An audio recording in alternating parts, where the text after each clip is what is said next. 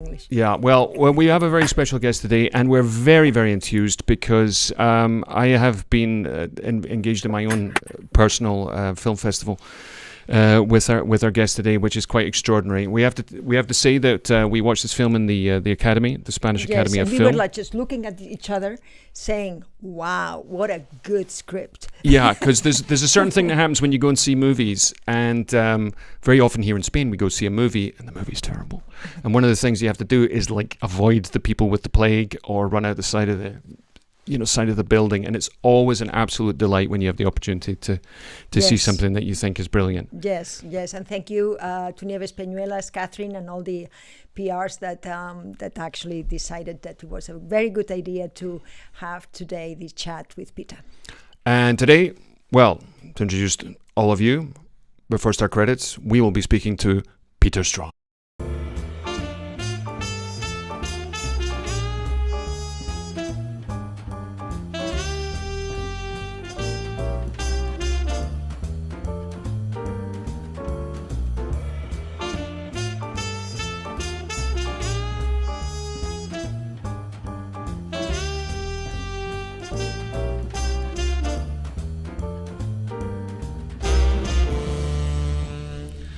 Peter, welcome. What can I possibly say? It's an absolute delight to have you with us today. You're in Brighton, correct? You can hear us, correct? You can hear us. Peter appears to have muted himself. That's unfortunate. Peter's frozen. Peter, you're gonna have to reconnect to us. Let me just see what. He's here, but his camera seems to be frozen. After all that, Peter, Perhaps please. Charles can help us. Perhaps Charles or Ashley. Somebody needs to reconnect and disconnect and reconnect again. Meantime, while he, let me just kick him out brutally. This was a very interesting thing that you and I had the experience of watching this film together, watching it in the original version, subtitled in Spain, and it was an absolutely packed theatre. Unfortunately, this year in Spain, we've had some really, really wonderful movies, and the surprising thing was that there we go. Here it is. Can you hear me now? Oh, we're back! Thank goodness. Thank goodness. So sorry, don't know what happened there. That's all right. That's all right. Well, here it is, Peter Straughan. Yeah, very, very. So Peter, it's absolutely fascinating because it struck me that I was going through your oeuvre. I don't know what they call them in Britain, but the French have oeuvres. That virtually everything you've done has been an adaptation, and my question for you was the sort of thing that I get asked all the time, because I work on a lot of other people's scripts and stories and everything else like that. When people go, "Well, Peter, why don't you just write something yourself?" Is that something that you hear a lot? Not within the industry. I mean, the industry, I'd say about 80% of what I do or get offered is adaptation, and it makes sense for the industry because it offers a certain degree of safety. There's some sort of IP that they can look at and kind of have a rough idea at least of what the end product's going to be. I think what can happen if you get known for doing adaptations is you kind of get caught in a career loop of doing them, because it takes more time to find original stories that you want to tell yourself and to develop them. And in the meantime, someone comes along and says, here's a book, Wolf Hall, would you like to adapt it? And you read it and think, yes, I really would. And so you can sort of get locked into the adaptation loop, which is a bad loop to be locked into, of course. Are there any particular themes that you keep coming back to? Is there anything? What are the things that touch you? It's so strange. I mean, I only sort of found this out about myself a few years ago, really. That often, almost always, I think, with a book, when I respond to it and think I want to adapt this, when I then look back at the job I've done, I find that I'm often exploring the same theme, in fact, and I've no idea why. And that is loyalty and betrayal. And it's sort of, I sort of really noticed it with Tinker Tailor Soldier Spy, which is a film I adapted. from the Le Carré book, and that's much more explicitly about, obviously it's about finding a traitor within the English Secret Service. So that kind of brought it to the surface. But when I look back, I realized even in earlier films, I think that was what I had found interesting in a story. So The Men Who Stare at Goats, which is, sort of nominally an adaptation. It was based on the book by John Ronson, but we then fictionalized a lot of it. And the story I ended up following was one of those who were loyal to the spirit of the 60s and the ideals of the 60s, and those who had betrayed those ideals. And with Wolf Hall, again, which was a book by Hilary Mantel, a wonderful, huge forest of a book that you could find lots of different ways through. But I kind of decided myself, and the director, Peter Kosminski, decided right at the beginning that the path we wanted to follow was a kind of revenge drama that was about those who remained loyal to the Cardinal Wolsey, like Thomas Cromwell, and those who had betrayed him. And again, with Conclave, to some extent, I kind of think that's there as well. There's those who are loyal to the dead Pope and the sort of path that the dead Pope has put the church on, and those who are betraying that trust in one way or another. So it's really interesting that I keep telling this story again and again, even when I'm telling other people's stories. There's another aspect. Interesting thing. Oh, sorry. Go ahead. Yeah. Sorry. No, go ahead. The other interesting thing is knowing that doesn't seem to make any difference. It doesn't make the job easier. It doesn't make the job harder. It doesn't seem to affect. The next time I pick a book, I'll go, oh, I love that book. And then 6 months later, I'll look at it and go, oh, yeah, that's why, because I'm doing another story about loyalty and betrayal, which I find interesting, but slightly baffling. Well, there's also something interesting about Wolf Hall, is that yours is not the first adaptation. The first time it was done, as far as I know, was on stage, because our good friend Matthew Pigeon was on the stage production. Yes. Did you see the stage production? Was it an influence? Did you look at it? Did you have interest in that, or did you stay away from it? No, I did. I went to it. Hilary invited me. I mean, I'd already possibly finished the scripts. I certainly would have been very close to finishing the scripts when I went to see it, because I was working on, Wolf Hall for a good year on the scripts. And it was a wonderful adaptation. I love the stage adaptation. But, they're such different beasts. You're not really going to be influenced by a stage adaptation when you're doing a television adaptation. They're different animals. In fact, one of the risks you sometimes run, I think, early on in your career is thinking that theatre and film or television are of the same family, and that they're close and it's easy to do an adaptation from a stage play to television. You could not be further from the truth. And the most dangerous thing you can do is try and adapt a stage play. It can be done, of course, and there are wonderful examples, but they're very different somehow. Yeah, it's a tricky thing to do.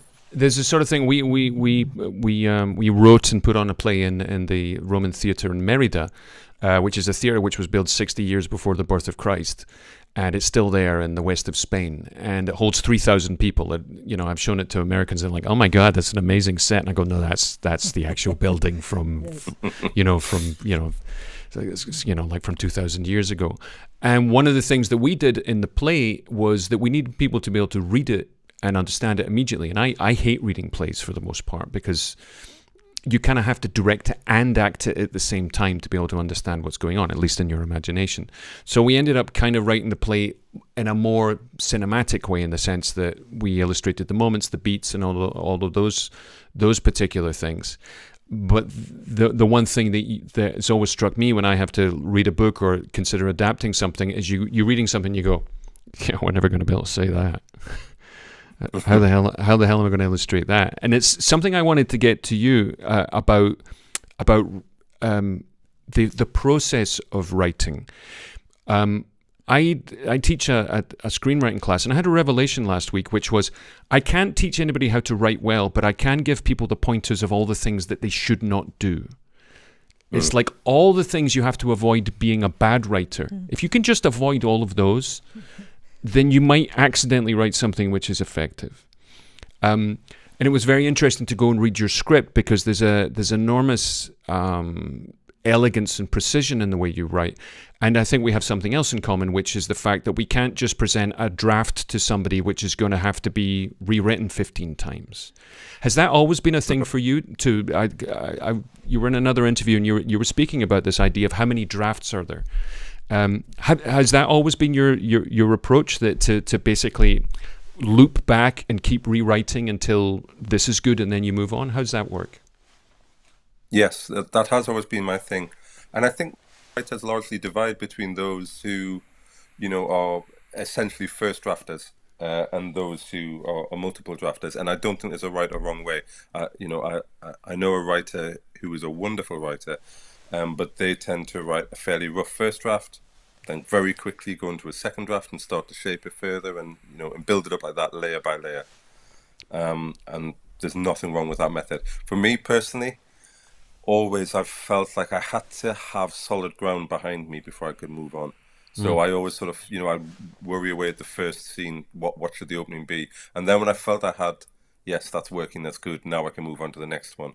And I would often start the next day's work by reading back over what I'd done the day before, just to reassure myself that, yeah, that's okay, that's solid. Now, of course, it doesn't mean by any stretch of the imagination that it is all perfect, but at the time, it feels good enough to go on, I suppose, is what I need. Yeah, there's an aspect to it where, in my experience, that what you're doing is if you're taking other material, which is already an idea, then you have to present at least an idea that's at least as good as the idea that you've already been given, with a little bit more to it. Because otherwise, people go, well, it was better before. It's like that. The old joke about the two goats in the studio in Los Angeles. One of them's eating film out of a film can, and the other goat says, "How is it?" He says, "Well, the book was better."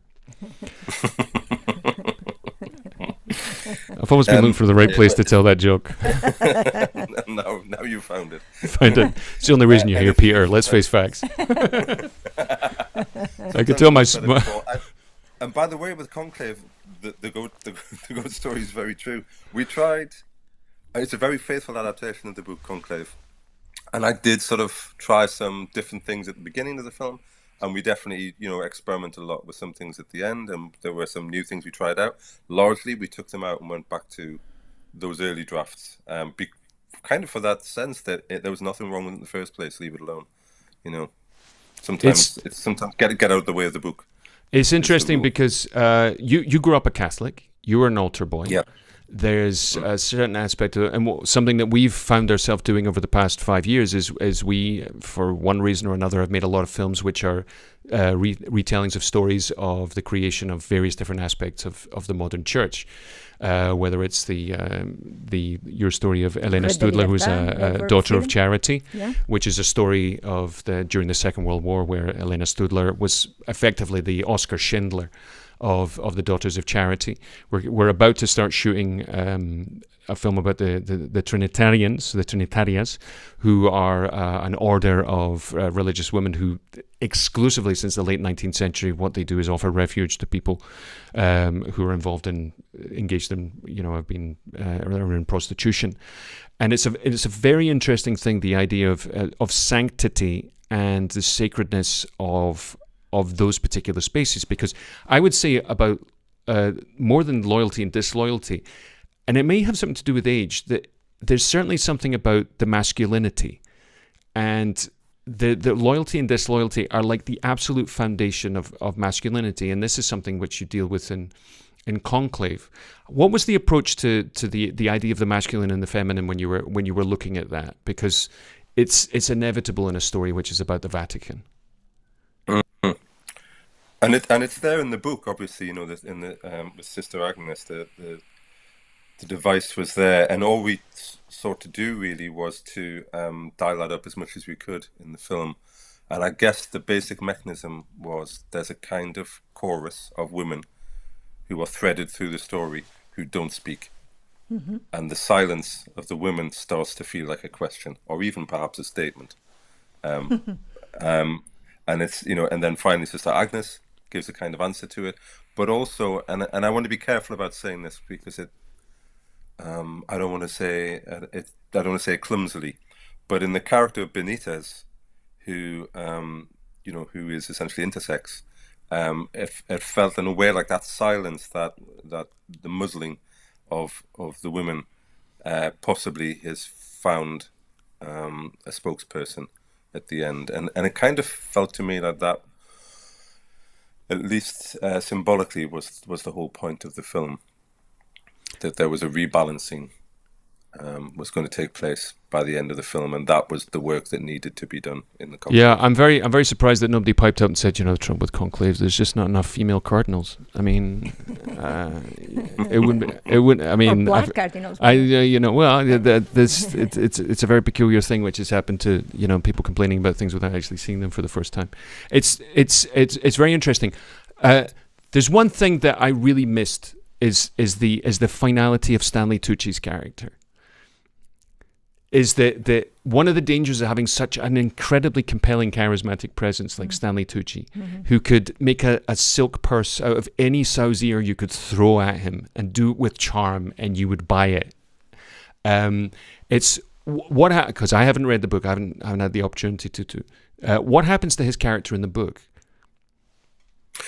It's exactly the same. Okay. I mean, I suppose in a sense, Conclave is, it's about a race, obviously. It's a political election, and they're very like races. It's about a race, and on the Liberal side, one by one, they start to fall behind until it's left to Rafe's character, really, to try and make it to the finishing line against Tedesco.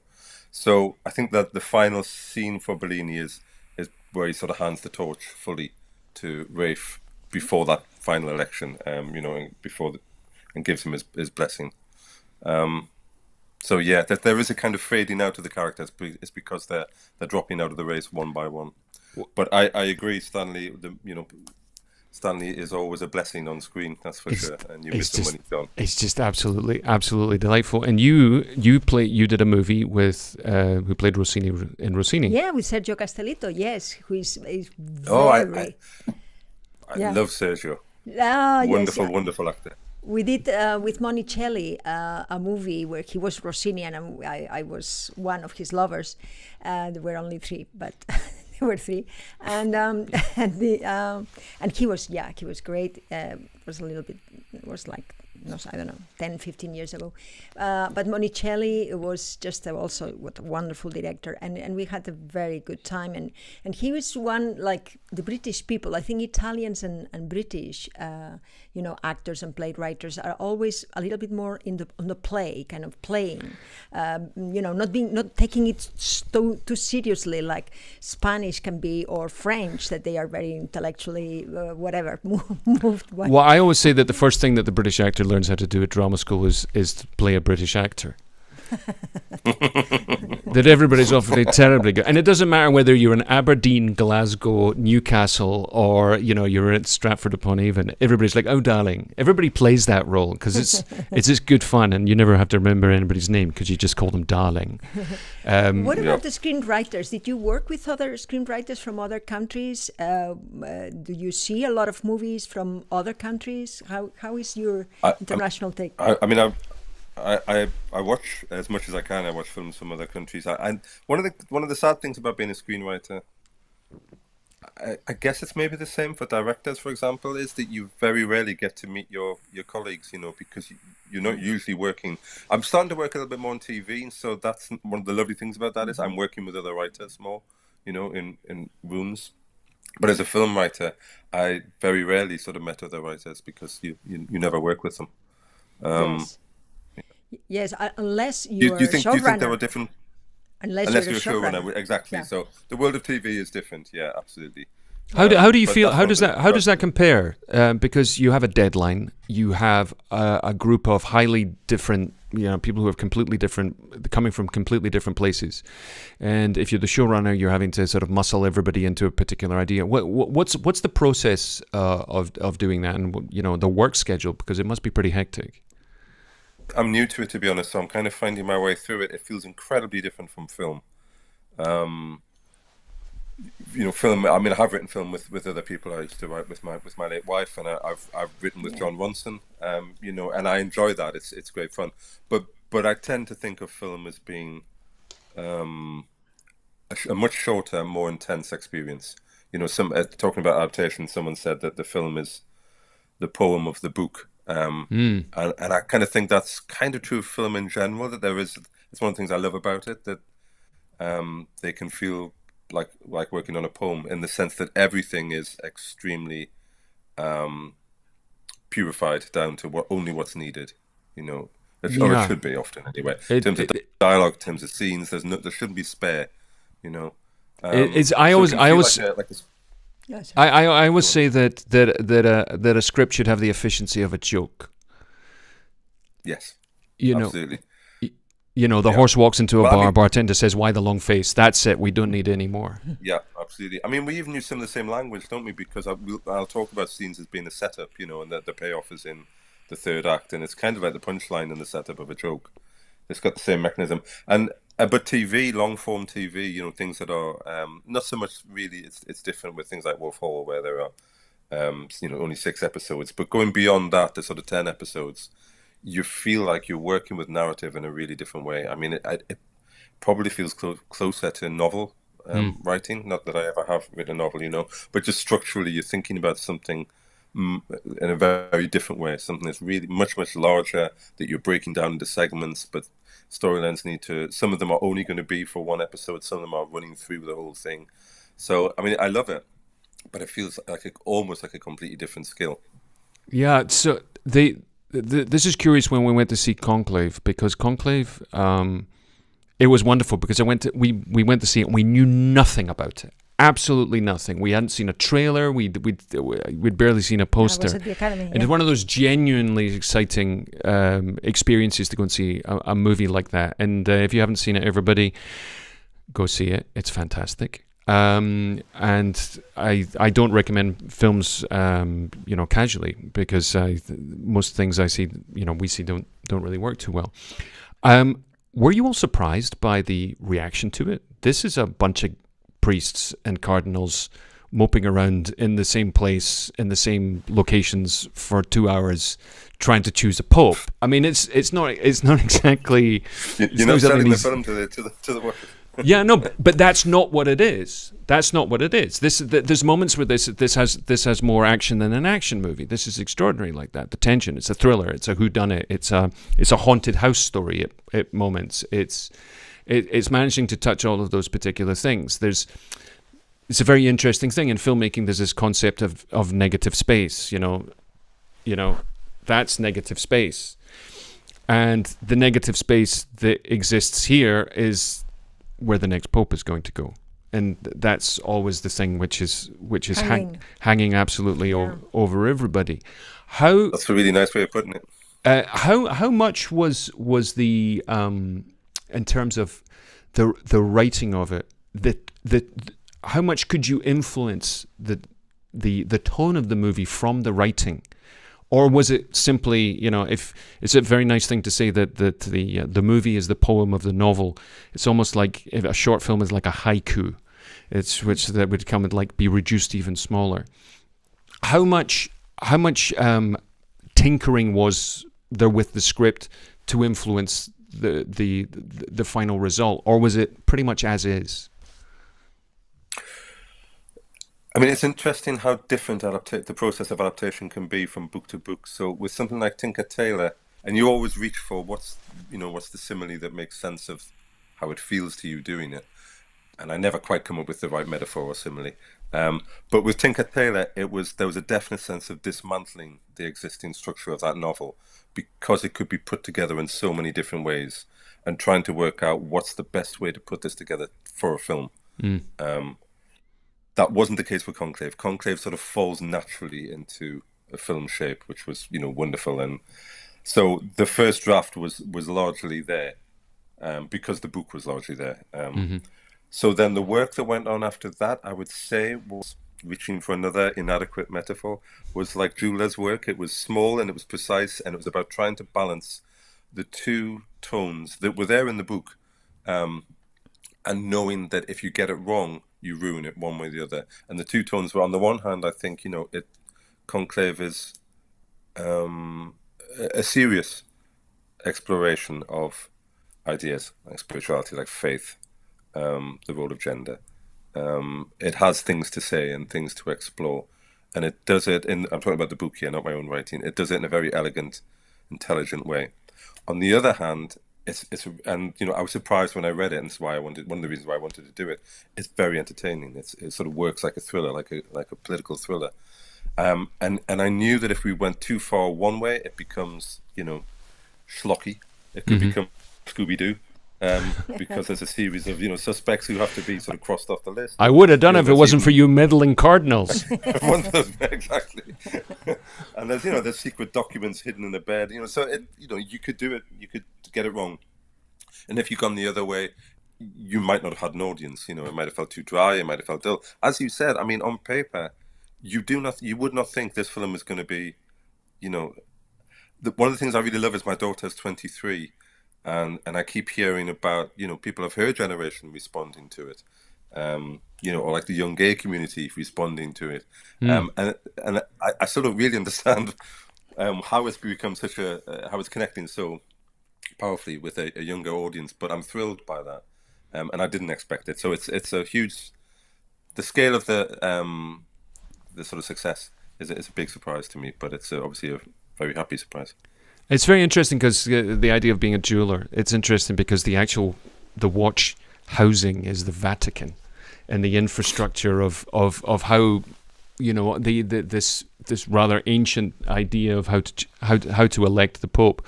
Assumpta we did the TV series Borgia, and Assumpta played the Pope's lover, of course. Yes, of course. And why not? And I remember my first day of work. I had to walk into a. I was the great Spanish captain. I had to walk into a room with 40 cardinals, with the Spanish army behind me, which was very, very, very intimidating. But this is the interesting thing that I think that we discovered when we started doing the sort of movies that we've been doing recently, is that coming from a secular world, you sort of assume that people of the cloth and the church, we sort of assume that it's not real. We sort of assume that these people really couldn't have, people who are this intelligent and sophisticated really couldn't harbor this profundity of faith. And we've sort of discovered that the exact opposite is true.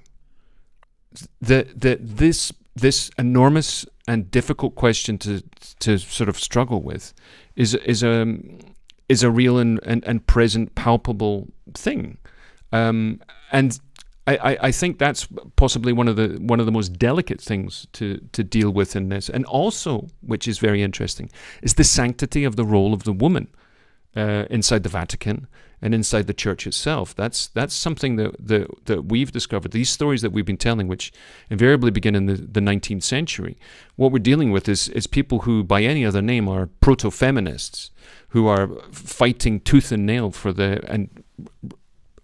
it's probably a contradiction, but religion be damned.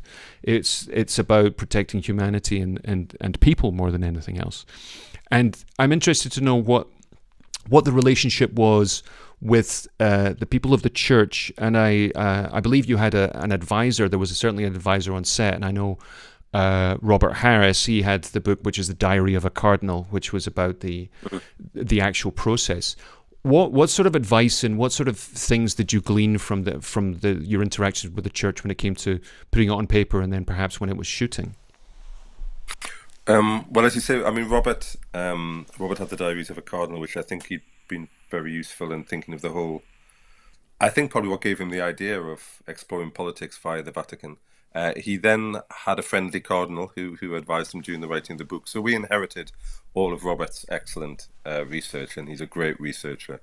But then we had a friendly cardinal ourselves during the development, and then on set we had, I think it was a canon who advised us. But generally, that advice by that stage was to do with the details, of ritual or of the day-to-day sort of facticity of life in the Vatican, just to get all the details correct.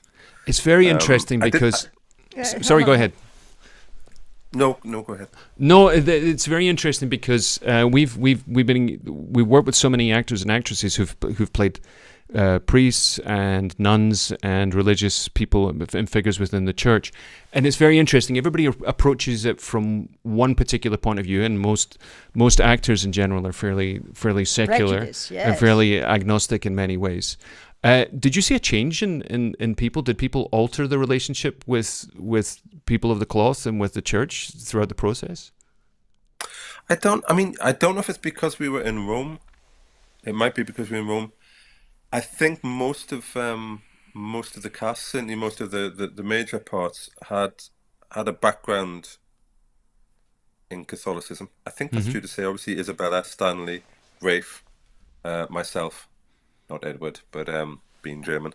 Um, so I don't think anyone was bringing, and not to say, of course, that you couldn't legitimately bring an axe to the Catholic Church, but I don't think anyone had an axe to grind amongst us. And I think there was a sort of, um, a sort of benchmark of respect that people were coming with. Not to say, obviously, that there isn't much to criticize, but I don't think anyone was interested in just doing a hatchet job on the Catholic Church either. I think we all knew members of the church who we respected as very, very decent men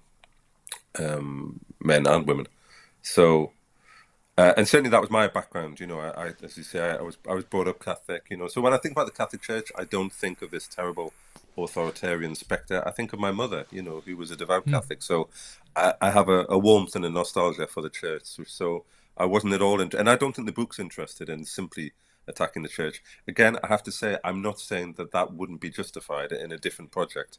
Hmm. Obviously, there are terrible things that have happened under the guidance of the church. So I wouldn't be interested in whitewashing them either. But that wasn't what we were doing. That wasn't what Conclave was about. If Conclave was about frailty or corruption, then it was about humanity's tendency to be frail and to become corrupt by power.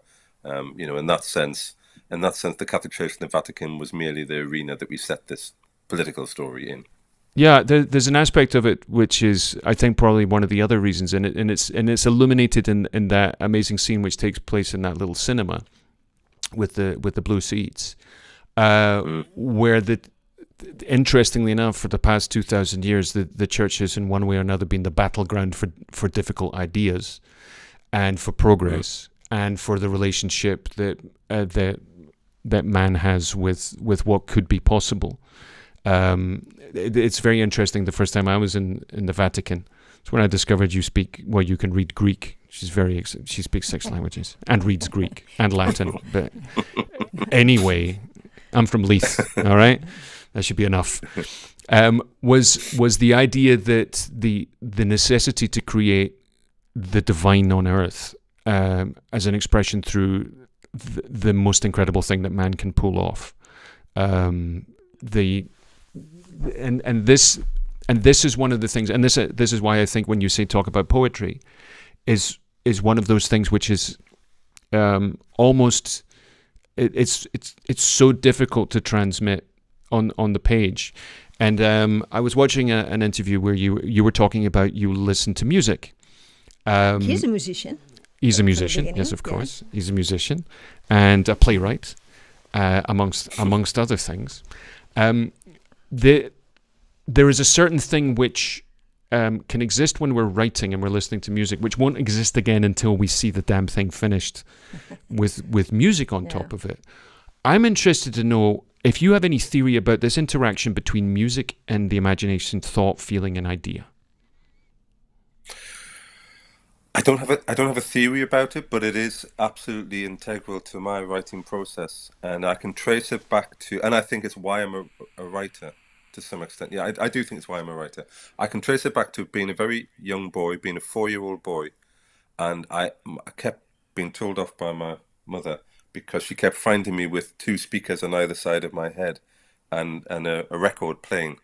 And there were 2 records that I kept playing. One was great war film theme tunes, and the other one was great Western theme tunes. So I was listening to film soundtrack music, and I'd sort of just sit there and rock backwards and forwards. And I can sort of vaguely remember that feeling of, little miniature films running through my head, listening to the music. So, and that has continued throughout my life. And I write with headphones on, listening to music. And it's a complicated relationship. It's not as straightforward as, the music gives me a certain mood and then I'll write the scene. It's more complicated than that.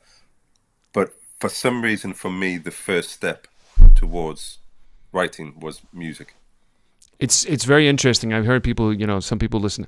It's like I can't listen to a song. I can't listen to anything with words in it, or at least words I can understand.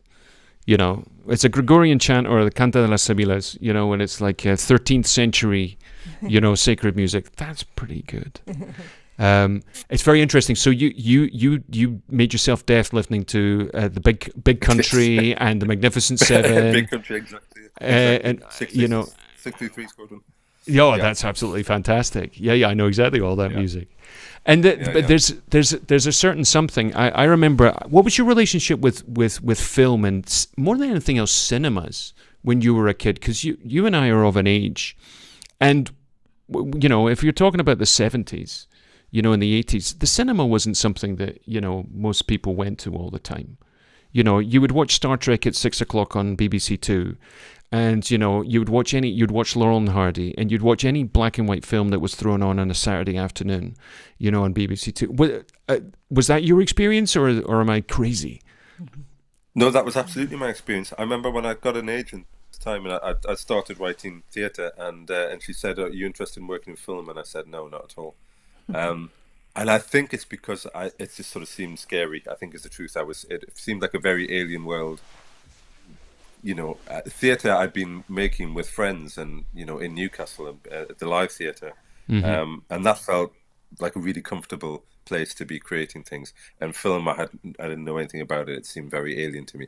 But once I did start writing film scripts, I realized it came quite easily. And I think that's because exactly what you just said. I was brought up as a child on a diet of film, mainly American cinema and some British cinema, less European when I was young. In the 70s and 80s, but essentially, I was talking to a young person and they'd never seen a black and white film, which I found staggering because I was entirely brought up on a diet of, a Bogart and I was. Well, that was the thing is, late on a Saturday night, they would put some dodgy European thing on, just on the off chance that somebody would take their top off. That was definitely going to happen. You were probably there, Assumpta. What can I say? You're definitely there. You were definitely part of that fodder. Then Channel 4, Alex Cox did his Australian film season. And you pretty much watched what was on. You looked at the TV guide and, you looked at the Radio Times and you went, all right, who's this Kurosawa guy?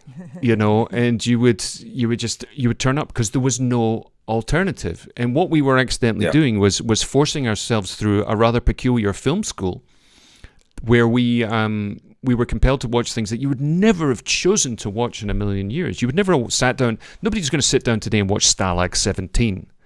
No. Peter and I have both seen The Great Escape at least 10 times, and we watched them on the telly each time. That is true. That is absolutely true. And we always again just a few months ago. Oh, really? And you know what? And we're still waiting for Gordon Jackson to not say thank you at the bus. What an idiot! What was he thinking? You don't know the film? No. But you have to watch it. And you have to watch it on television. I'm not going to tell you. And then with Donald Pleasance, I remember when Donald Pleasance died. It was on BBC Two, and that was Donald Pleasance, who died today, aged 89. And then it cut to him in The Great Escape, and he just went, "I can't say a bloody thing," which I thought, of all the clips they could have chosen.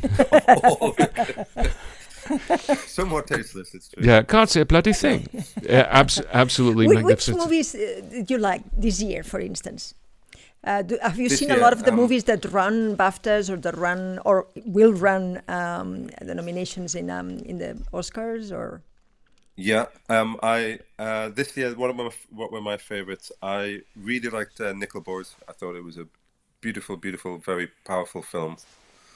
I really liked Honora. I thought Honora was wonderful, just kind of lively and spirited, and I thought she was. All the performances were great. I thought she was amazing and a lovely script.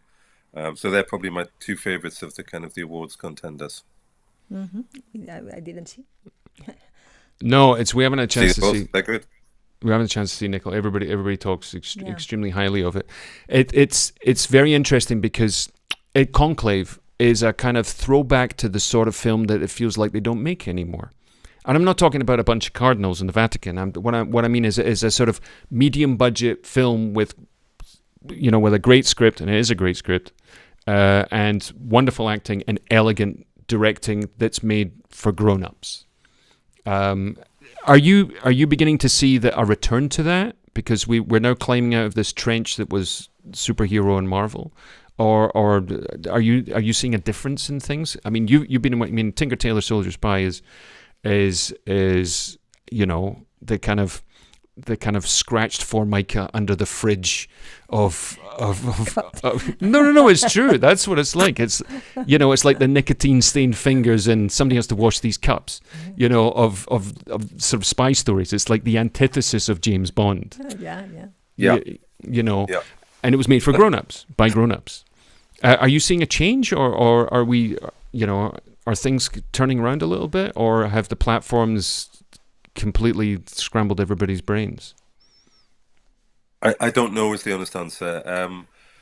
There's a sort of time lag, I think, at both ends really, between, you know, what the writer gets offered and then how long it takes for it to get made and the effect that might have on other people wanting to make similar kinds of films. So it's a little bit early to call. I do agree that Conclave has managed to pull, again, you know, to some extent it's a surprise to me, has managed to pull off that trick of being a grown-up film that seems to have found its audience, you know. And it's one of those smaller films that's found a way through, and it is quite tricky to do. And when you talk about, you know, our youth and the relationship to cinema there, I mean, definitely we were thinking of 70s American cinema, I think, to some extent with Conclave, those great political thrillers that came out of America in the 70s, you know. And I think that, you know, it's amazing to me that there was that time where, you know, Dog Day Afternoon was a mainstream film that all the young kids were going to see, and it's you know, and it's also, by the way, a wonderful piece of art, and there was no problem, you know, there's no division between those two things, and increasingly that got divided. I would love to think there could be more opportunities for films that would try and bridge the gap between art and entertainment again. Well, I think there's certainly, I think one of the problems that people may have sometimes is the need to be original when we're talking about smaller scale filmmaking. And the other thing, which is a lot of films which you can see and you go, well, it's very impressive, but what the hell is it about? What exactly is it exploring? It's a little bit like that comes into one of the things that you should avoid if you want to write badly, which is it doesn't matter if it changes, but start out with a point. You know, start with something that you're attempting to, you know, look for. I always say that the theme is a little bit, you know, writing a script is very, and even more so an adaptation, is about archaeology. And the theme is really where you start digging. And there's a very peculiar thing that happens when you're digging, is that truths begin to reveal themselves. I'm not saying facts, but truths begin to reveal themselves. And the necessity for to find that theme, because sometimes you'll start digging sideways. But one of the things that I think that happens is that we've been caught up so much in certain types of ideology and certain types of surface concepts and ideas that we've lost track of really what everybody's always talking about, which is what does this all mean? Family. What does it mean? The sense of life. Yeah, it's a kind of peculiar thing. How did you go about when you get the book? You sit down and you go, okay, here goes. You sit down with a pad and paper, or do you just read it? First time I just read it, and I read it like a reader, as opposed to, you know, as a screenwriter. When I decided I'm going to do it, I read again with a highlighter, and without really a set of rules, I start to highlight things that catch my attention, and they tend to then be the elements that are going to end up in the film. So they will tend to be good dialogue, sometimes whole scenes, or, you know, sometimes a fragmented description, or it could be a thought that you think, yeah, but that could also be a line. So you're starting to look for the things that can play on the screen from the page. And sometimes I could do that a few times.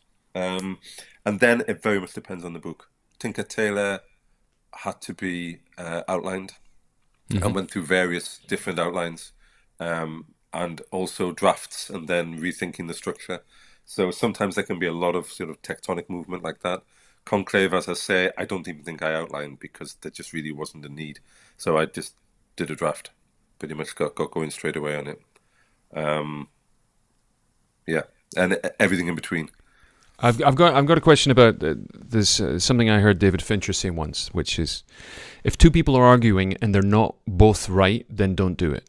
The idea that both sides have to be completely correct, and there's no better illustration. That is wonderful in Conclave all the time. Well, yeah, and the greatest illustration of that is after the bomb has gone off and they're in the cinema, and our Italian cardinal gets up and makes the most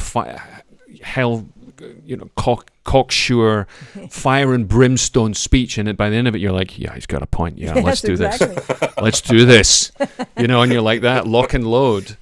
And then our Mexican priest gets up and he, and I believe it's in Spanish as well, which is very interesting because we watched it with a Spanish-speaking audience, so it has a very different effect, and the actor is quite wonderful.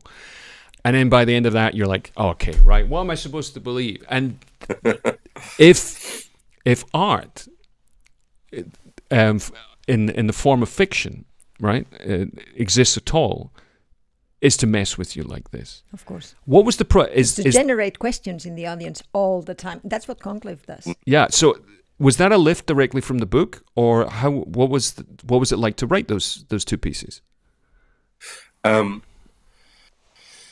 They were both based on things from the book, but both of those speeches were rewritten, particularly the Benitez speech, which was the trickiest sort of moment really in the film for me. I think wherever you have a speech in a film or a play that has to entirely change the course of the plot, you should run a mile. But I couldn't. We had to do it. That's a good one. That's a nice one. Because we had to.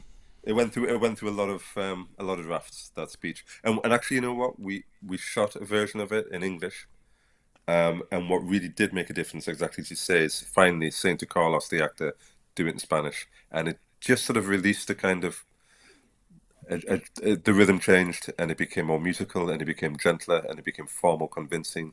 It made a huge difference just switching the language. There's an interesting thing. That was tricky. Well, there's an interesting thing in terms of acting, because in many ways what it is, when somebody's in their own language, what they do is they release the need to put false inflection. So what happens is they're liberated because they fully understand every single syllable that they're uttering, that what we do as an audience is we invest more in the meaning of it, because the intention behind it and exactly what's being said becomes it sort of swells. There's an interesting instance, the film Little Women, by Greta Gerwig. There's a scene that happens in the attic with Saoirse Ronan, and she's talking about that a woman has talent, has ambition, they have a mind, they're creative, and she says that but it's more than just being loved. And she confesses but she just feels so alone. You ask anybody, they think, wow, that speech went on for like 3 pages. And I went looking for it, and it's actually it's not even 5 sentences, it's 5 lines in the script. And there's a certain aspect of it. It's a little bit like, if you make a movie and don't show it to anybody, does it exist? There's the process of with an audience. Did you do test screenings? How did that work out, or was it what was edited was when it was finished? We did a couple of small test screens. We did some that were just for sort of invited friends, just to get a sort of initial feedback, and then I think there probably were a couple of test screens as well, I guess, by Focus. I mean, there always is now, to be honest. I don't remember there being huge pressure on us to, it was sort of nips and tucks. It was more kind of like pacing. Are you getting bored at any point? This, which is always just the case now with editing. Maybe always was, trying to get the rhythm of the thing right. So it wasn't a huge. It's not my area. It was Nick, the editor, and well, it's the sort of producer's domain. It's sort of like my editor. Yeah, my favorite joke, which is, how many producers does it take to change a light bulb? And the answer is, do we really need a light bulb?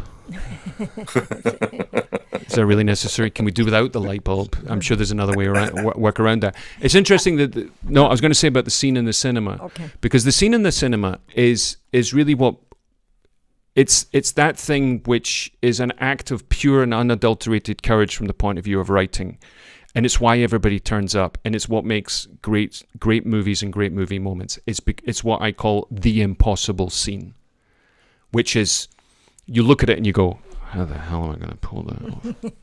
You know, and it's sort of like a preparation to jump off the high diving board. You got to climb those steps, and eventually you got to jump. Yeah, but what he says is very true. No, is these points, turning points, where actually all the plot changes, right? Yeah, well, no, it's and it's the one thing that you never want to do in a script, which is do it through dialogue.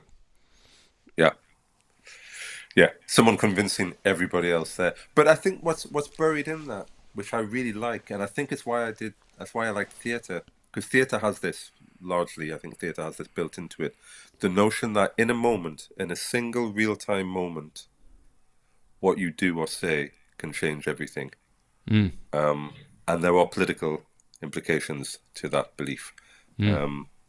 And so you're right, that was, in a way, it's a really important scene in the film Conclave, because it has that idea in it that we can change the world through what we say to each other and to how we treat each other. You know, and God knows, especially at this point in the history of the world, that's an important message to try and get out there.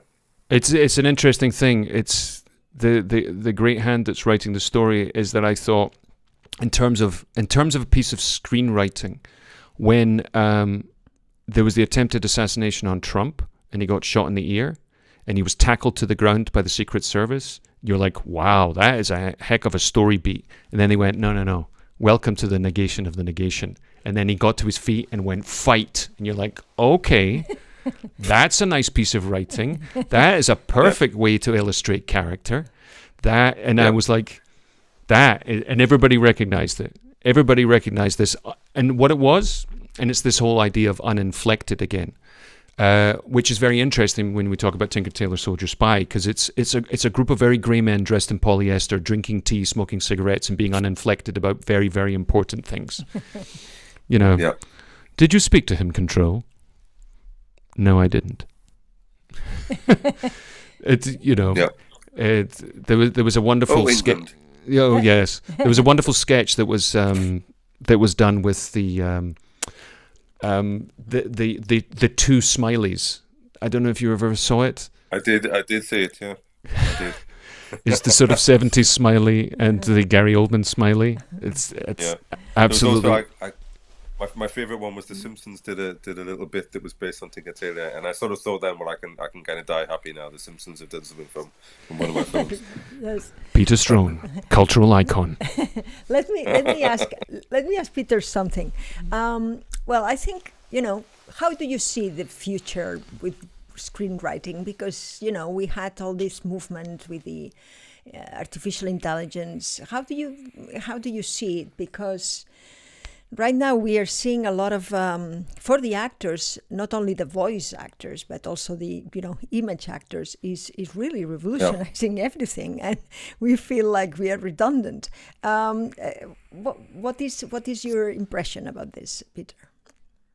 I don't know enough about it to have to say anything very interesting here, but I saw an article recently that Paul Schrader had written. That Paul Schrader had used sort of ChatGPT or one of those AI generators to come up with a synopsis for films by various famous auteurs, and he said each one was pretty convincing. And he wasn't in support of this. Obviously, he was saying this is a really dangerous, because of course, if the studios can do it that cheaply and easily, the studios will do it that cheaply and easily. Yes, because it's the cheaper, question is, right? Because it's cheaper. Free presumably at some point. So I suppose the question is, what will be lost if films that are made by AI, what will be lost? I mean, a little bit of me thinks, are they going to be that different from films that are sort of made by the studio machine sometimes now, which is they are... Oh, shots fired. Peter Straughan, shots fired. I don't even think that's that controversial. No, I don't think so either. I quite frankly, there's things I've seen and I go... there's a question I had for you is, how do terrible scripts get produced? That was something I had written down. Because sometimes I watch this and I go, and I'm not going to talk about a particular film about 2,000 years ago with a bunch of Italians in an arena, but I was watching that and I'm going to do an analysis of it, because I was like, how did this make it this far. And I'm not sure whether it's, it's committee or anything else. And the other thing, which is, because I've had to deal with that, people go, what about ChatGPT? And I go, ChatGPT in terms of writing is a useful collaborator at times. Because what it does is it's and this is what Paul Schrader and Margaret Atwood and everybody else has complained about, is the reason it knows it is because it's subconsciously plagiarizing us, and all of those different things. And there's certain things I've seen that we go, well, ChatGPT wouldn't do something this crappy. They would at least come up with a better idea than that. We hope so. All the minds put together. Every single writer, I swear to God, the first thing they did is ChatGPT. They looked in both directions and went, write me the synopsis of a film that will make $1 billion.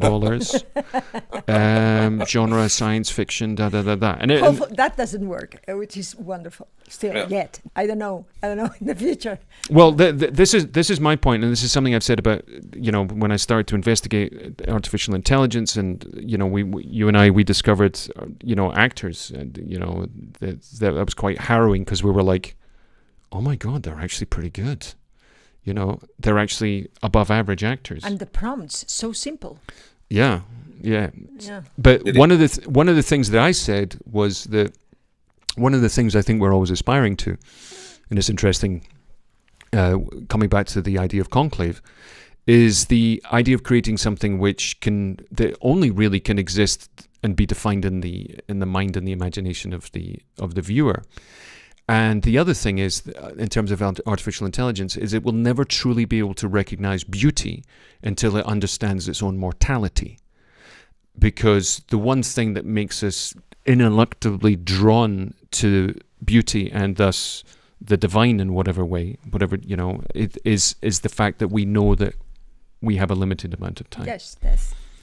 And there's certainly something which I think that until the artificial intelligence can come close to understanding what the end of it all feels like.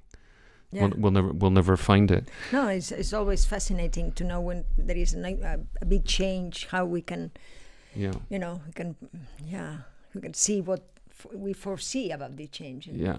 I have an interesting question. But he's 7. Oh, and he has to go. Oh, you have to go. They told me expressly there was only an hour. You have what we call a hard out. I have a hard out. In podcast terms, you tell you that there are some questions here. But they are all praising you. What a luxury to have Mr. Peter Straughan in the family. I think Conclave is a wonderful venture. Very, very risky, but so beautiful. That's one of us. Just a final thing. What was it like bumping into Robert Harris after he'd seen the movie? How was that? It was really. I mean, that's always quite nerve-wracking. It was really good because you really like the movie. Thank God. You do not want your author hating what you've done. But Robert was really supportive all the way through. And I think he could tell. We were all there because we loved the book. And it was made with great respect for the book. So I think that made it an easy ride for him. Well, there's an aspect of it. You're kind of like dating his daughter. You know what I mean? In a very respectful fashion. Absolutely. Just exactly. You buy her flowers and you went to a dance and brought her home before 10. Get married. No. You're very well, Peter. It's an absolute delight. The last thing I wanted to say, I always wanted to say this to people. One of the things I always tell people who write scripts, particularly based on other material, whether it's stories or books or whatever it might be, and particularly based on history, is that we should never let the facts interfere with the truth, which is this curious thing. What do you think about that? I mean, I think if I understand what you mean, that there are many different levels to that, and I agree with all of them. But I think on a practical for screenwriting, I think what that can mean is capturing the spirit of the book, say, in an adaptation, rather than a slavish copy of the book. I think that's absolutely true. I mean, I think if you go for a slavish copy of a book, you're not going to get a good film out of that. Whereas trying to hold true to the spirit of the book, even if that means making lots of changes, that's the right thing to do. Yeah, and I think the good authors know that, by the way, as well. Yeah, they're very different beasts, and our experience of adapting from history is very, very complicated, because you find out that there's like 6 people with the same name. It's one of the things that happens. Sorry, there is a question just appeared. Says, I'm translating. I'd like to know how was the relation with Pete with Robert Dennis in the process of the writing. I'd like also to know if Peter thinks that it's a good idea for the scripts could be edited and sell them as novels. That is Toti Magdalena, who's a screenwriter. It would be quite a treat for me to try and do a novel version of Conclave. Yes, yes, that would be very tricky. It's true. The relationship with Robert was really good. I mean, again, it was a faithful adaptation, so I didn't have a lot of to and fro with him. There were some small changes we made, and I always checked with Robert about that. It was things like, we changed the nationality of the main character from Italian to English. We had reasons for doing that. Obviously, in the end, that was also a casting issue, and Robert was fine with that. So yeah, but you got to say there hasn't been an English pope for 1,000 years. I mean, that's true. It was a nice little opportunity to add that in. It's true. But it's also one of those things that of hiding exposition in plain sight, so it doesn't seem like hiding. It doesn't seem like exposition. Yeah, one of the very essential skills needed by the screenwriter. Yeah, it's one of those things of the everybody says, oh, show don't tell, and I always say to people, if you just try and come up with just a different way of doing it, you will actually discover a way to say 6 things at once.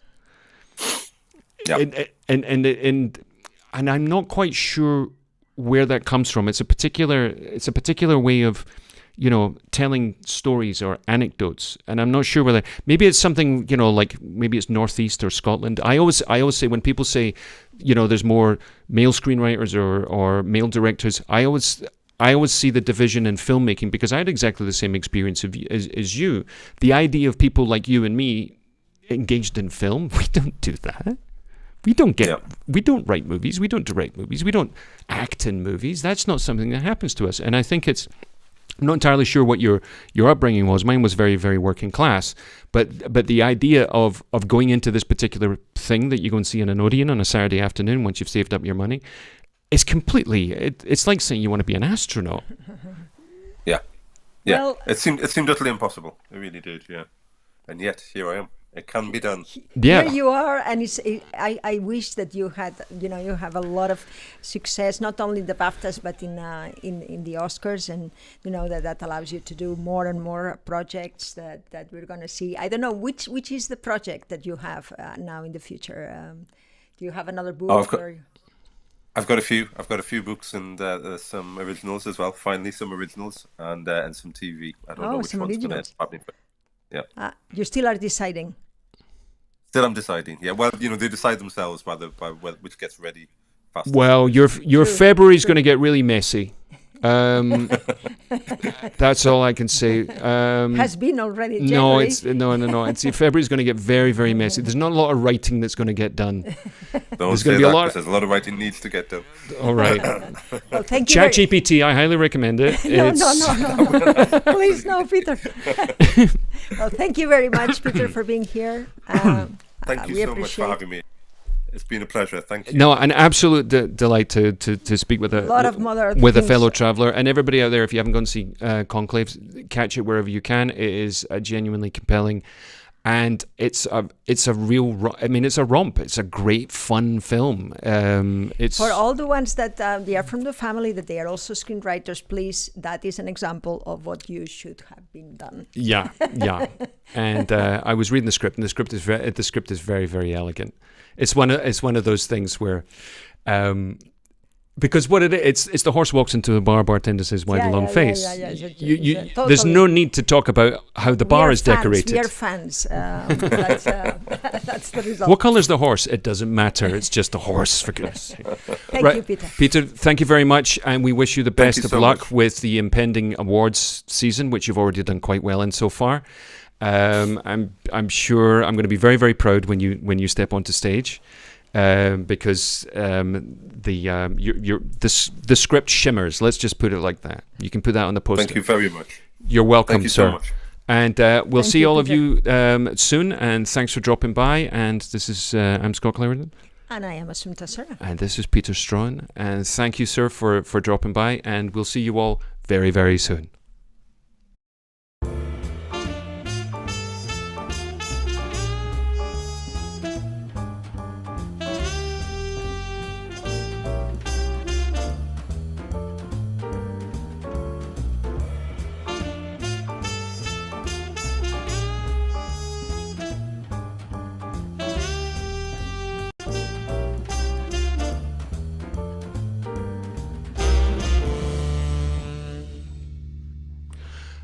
Well, that was absolutely magnificent. What could what could I possibly say? And well, yes, well, we'll have more surprises for you in the time to come. We are very busy also this February, but on the 4th of February at 8:30 we have a very nice event in El Ateneo. The 8th of February. 4th of February. 4th of February. At 8:30 p.m. Yeah. In the Ateneo, we have this wonderful event that Scott is directing, and is with text that Scott wrote and I wrote so too. did you. You wrote it as well. It's not all my fault. We wrote. And tomorrow we have a read-through of a movie that we'll be shooting in March, which got many people from our Familia de Cine, which we're very excited about. A la familia del cine. Thank you, Antonio. Thank you. And so we're going to say goodbye to everybody. Thank you for everybody who dropped by today. It was wonderful to see you. And we're going to start doing our live streams again regularly. Whenever we can. Our problem is time is a little bit of a problem because, we have to shoot also this thing on March. Scott had been writing this movie, Las Locas del Obelisco, that we are going to be doing the read-through tomorrow. So it's going to be a very interesting February and March, but we're going to be always here, whenever we can. So thank you very much for dropping by. And, as we say in Spanish, mañana. Más y mejor. Eso es.